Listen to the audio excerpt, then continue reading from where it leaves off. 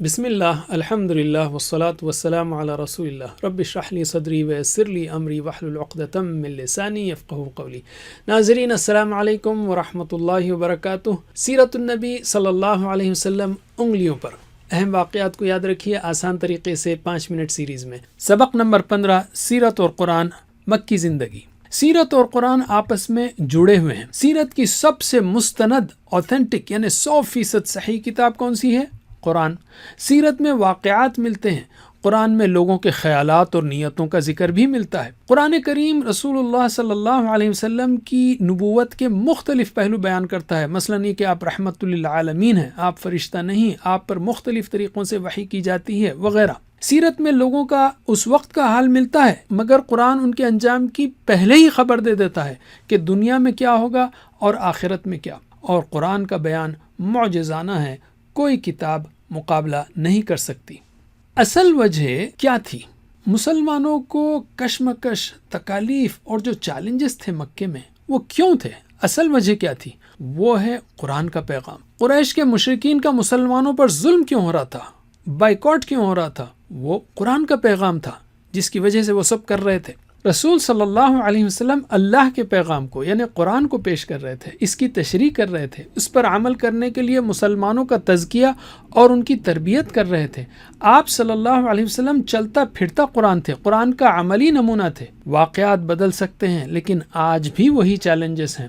قرآن ہر وقت کے لیے ہے، اس لیے اصل زور پیغام پر ہے اور چیلنجز کے جوابات پر ہے۔ تو تصور کیجئے مومنین اور مخالفین کی ان اوقات اور کیفیات کو جو روزانہ کی خاص و عام مجلسوں میں ہوتی ہوں گی، اٹھتے بیٹھتے سوتے جاگتے ذہنوں میں جو خیالات آتے ہوں گے۔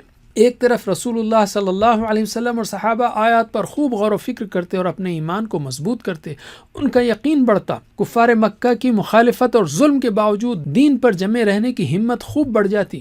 سوچئے صحابہ کرام کو ان حالات میں جب یہ صورتیں سننے کو ملتی ہوں گی تو انہیں اپنے ایمان پر اور رسول صلی اللہ علیہ وسلم کی موجودگی پر کس قدر خوشی اور اطمینان محسوس ہوتا ہوگا۔ اور دوسری طرف کفار مکہ میٹنگز کرتے، بحثیں ہوتی، پلاننگ بنتی کہ رسول صلی اللہ علیہ وسلم کو، قرآن کو اور صحابہ کرام کو کس طرح بدنام کیا جائے، تنگ کیا جائے اور اسلام کے پیغام کو پھیلنے سے کس طرح روکا جائے۔ اس کا بیان ہمیں مکی صورتوں میں ملتا ہے۔ سوچئے کہ کفار مکہ کو قرآن کریم کے جوابات سن کر کس قدر جھنجھلاہٹ اور ناکامی اور رسوائی ہوتی ہوگی، جبکہ ہونا تو یہ چاہیے تھا کہ وہ حق کو قبول کر لیتے، لیکن ان کی انا، تکبر، آبا پرستی، ضد، ہٹ دھرمی ان کے آڑے آ جاتی، جس کا اگین قرآن کی مکی صورتوں میں ذکر ہے۔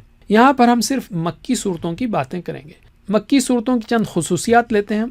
صورتیں اور آیتیں عام طور پر چھوٹی ہوتی ہیں، الفاظ کم اور معانی زیادہ، زور بیان میں اتنی پر اثر کہ مشرک لوگ یہ کہتے کہ مت سنو ورنہ بہک جاؤ گے۔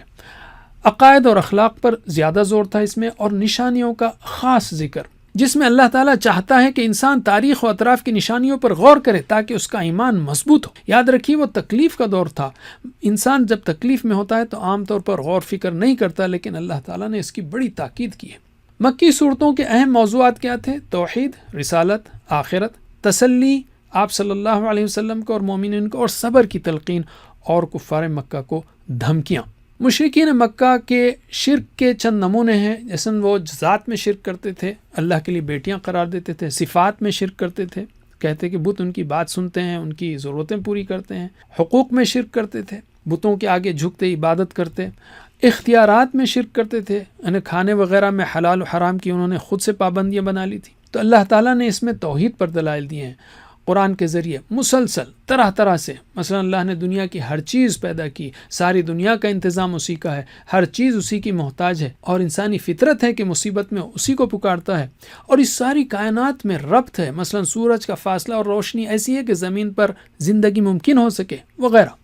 رسول صلی اللہ علیہ وسلم کی رسالت پر مشرکین نے اعتراضات کیا، اس کا بھی ذکر ہے۔ مثلا انہوں نے آپ کو جادوگر، شاعر، کاہن، مجنون، جھوٹے وغیرہ قرار دیا، اور یہ کہا کہ کوئی اور آپ کو قرآن سکھاتا ہے، یہ کہ انسان رسول نہیں ہو سکتا، یا یہ کہ آپ صلی اللہ علیہ وسلم آبا و اجداد کے مخالف ہیں، یا یہ کہ رسالت کسی عہدے اور پیسے والے کو کیوں نہ ملی وغیرہ۔ اللہ کی طرف سے قرآن میں جو جوابات آئے ہیں یہ کہ آپ سچے ہیں، نبوت سے پہلے کی پاک صاف زندگی اس کا ثبوت ہے، تم سب مل کر قرآن کی ایک صورت ہی بنا کر لاؤ دیکھو، اور یہ کہ آپ صلی اللہ علیہ وسلم کوئی بدلہ نہیں مانگتے، اور یہ کہ آبا و اجداد کی اندھی پیروی مت کرو، عقل کا استعمال کرو، اور اللہ زیادہ جانتا ہے کہ رسول کس کو بنائے وغیرہ۔ علم آخرت پر ان کے اعتراضات کا جواب دیا کہ وہ کہتے تھے دنیا صرف یہی ہے، یہ کھیل تماشا ہے، مرنے کے بعد مٹی میں مل جائیں گے، پھر زندگی ممکن نہیں ہے۔ وہ کہتے تھے کہ آبا و اجداد کو زندہ کر کے بتاؤ وغیرہ۔ اللہ تعالیٰ نے آخرت کی دلیلیں دی، فرمایا ہر چیز مقصد کے تحت پیدا کی گئی ہے، وہ کامل صفات کا مالک ہے، اس میں کوئی نقص نہیں، وہ بے مقصد چیز نہیں کرے گا۔ اتنی بڑی کائنات کو پیدا کرنے والا ہر چیز پر قادر ہے، ایک بار پیدا کر سکتا ہے تو دوسری بار تو آسان ہے، ہر بارش میں مردہ زمین کو زندہ کرتا ہے وغیرہ۔ یاد رکھیے قرآن روزانہ پڑھا جاتا ہے، بار بار پڑھا جاتا ہے، نمازوں میں سنا جاتا ہے، تو قرآن کو سمجھ کر پڑھیے، اللہ کا پیغام بھی سمجھ میں آئے گا اور سیرت رسول صلی اللہ علیہ وسلم کے کئی پہلو بھی۔ جزاکم اللہ خیر، کوئز کرنا مت بھولیے۔ والسلام علیکم ورحمۃ اللہ۔